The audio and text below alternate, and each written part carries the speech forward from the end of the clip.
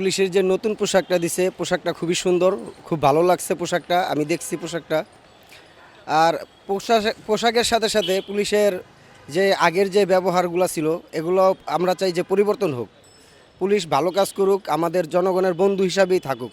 জানি তারা আমাদের ওপর কোনো অন্যায়ভাবে কোনো অত্যাচার না করে বা অন্যায়ভাবে কারোরে গ্রেপ্তার না করে। তারা যেন আইনের মতনই চলে এবং আইন যেন সঠিকভাবে কাজ করে। আমাদের কাছে এইটাই আশা। এটা তো আসলে একটা ট্রান্সফরমেশনের মধ্যে দিয়ে আসছে, তো পোশাকের সাথে মানে আচার আচরণ কীভাবে বদলায় এটা আসলে এখন বলা যাইতেছে না, এটা সময় বলে দিবে। সরকার যেটা ভালো মনে করে আমরা সেটাতেই আছি। সরকার যদি মনে করে যে এই পোশাকে আমাদেরকে ভালো হবে বা পাবলিকও মনে করে এই পোশাকে ভালো হবে, তাহলে আমরা এই পোশাকেই অনেকটাই। আর পোশাক পরিবর্তন হলে যে পুলিশ পরিবর্তন হয়ে যায় তা না। আমরা তো এমনি পুলিশ, আমরা জনগণের সেবায় নিয়োজিত। আমরা সবসময় জনগণ এবং সরকার এবং দেশের চিন্তা করেই আমরা কিন্তু রাস্তায় বা আইনগত ব্যবস্থা আমরা নেই। আমরা পোশাক পরিবর্তন করলে যে আমরা পুলিশ না তা না। আমরা অবশ্যই এই পোশাকে আমরা খুশি। সরকারকেও সাধুবাদ যে আমাদেরকে নতুন পোশাক দেওয়ার জন্য আমরা খুব খুশি। সরকার আমাদেরকে যে সময় যেভাবে পোশাক অস্ত্রগুলি যা দেয় তাই আমরা আনন্দে গ্রহণ করি। আমাদের যেই পোশাক দিবেন এই পোশাকে আমরা পরব।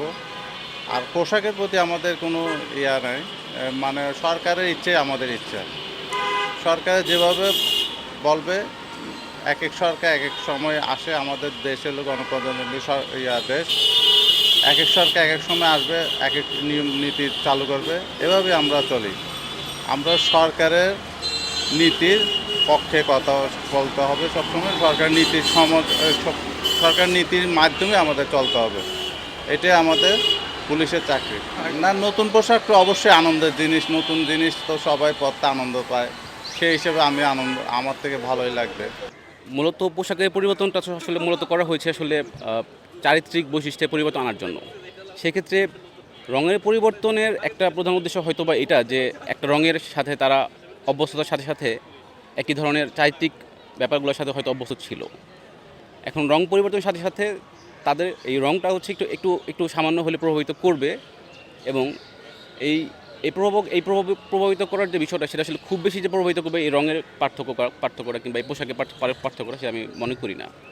এক্ষেত্রে যেটা করা উচিত বা যেটা আসলে হওয়া উচিত সেটা হচ্ছে যে তাদের অভ্যন্তরীণ পরিবর্তন, চিন্তা চেতনা এবং তাদের বাহ্যিক আচরণগত যে পরিবর্তন। পুলিশ একটা প্রতিষ্ঠান এবং প্রতিষ্ঠান পরিবর্তন হয় আসলে প্রতিষ্ঠানের ভিতরে যে পরিবেশগত বিষয় কে বা কারা আছে। তো সেই প্রতিষ্ঠানের ভিতরে পরিবেশের সবচেয়ে বড় উপাদান হচ্ছে মানুষ বলতে পুলিশ। তো পুলিশ যদি তাদের ব্যক্তিগত জায়গা থেকে আদর্শিক চর্চা না ফিরে, নীতি নৈতিকতার চর্চা না ফিরে, এবং তারা যদি মনে না করে যে আসলে এই রাষ্ট্রের পরিবর্তনের ক্ষেত্রে আমাদের আসলে অবদান রাখাটা খুব জরুরি, সেটা আমার যে সার্বিক কাজ, সেই সার্বিক কাজের মাধ্যমেই। তো এছাড়া আসলে পরিবর্তন হওয়ার খুবই সুযোগ দেখি না। আর সবচেয়ে বড় কথা যে এখনও তো আসলে যে ধরনের কাজ অনৈতিক কাজের সাথে তারা জড়িত ছিল, এখনও সেই ধরনের অনৈতিক কাজের সাথে এখনও তারা জড়িত আছে। আপনি যদি মাঠ পর্যায়ে যান, আপনি যদি প্রান্তিক পর্যায়ে যান, তারা এখনও এসবের ভিতরে জড়িত আছে।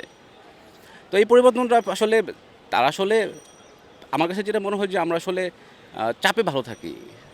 সেই চাপটা আসলে কোথা থেকে আসতে হবে? চাপটা আসতে হবে আসলে নাগরিকদের কাছ থেকেই।